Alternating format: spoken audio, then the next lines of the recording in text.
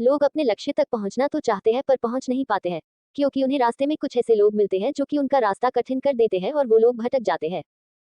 ये कहानी भटको मत भी ऐसे लोगों के बारे में ही है। एक था किसान। वो अपने कुत्ते को लेकर एक दिन अपने खेत में गया था।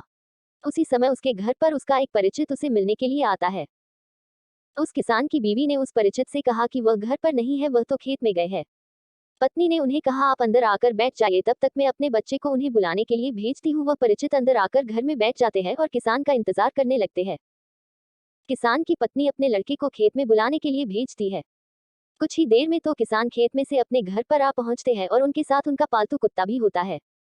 किसान का पालतू कुत्ता बड़ी तेजी से हौंफ रहा था। कुत्ते को ऐसे हौंफते देख घर पर आए हुए व्यक्ति ने किसान से पूछा कि क्या आपका खेत घर से बहुत दूर है। किसान ने उन्हें जवाब दिया, नहीं, खेत तो पास में ही है। क्यों, क्या हुआ? आप ऐसा क्यों पूछ रहे हो?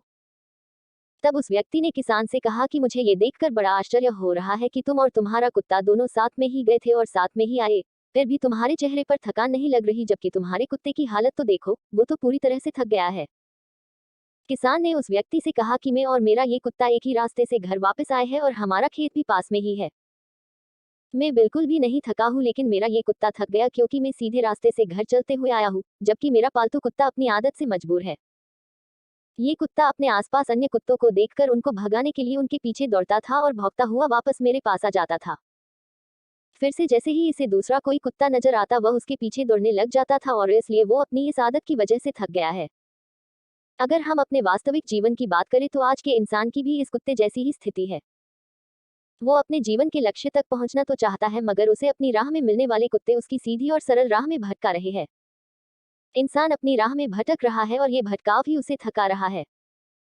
ये लक्ष्य तक पहुंचने के लिए सबसे बड़ी बाधा है। आपकी ऊर्जा को रास्ते में मिलने वाले कुत्ते बर्बाद करते हैं। इन कुत्तों को भौंकने दो और अपनी राह में सीधे आगे बढ़ते रहो।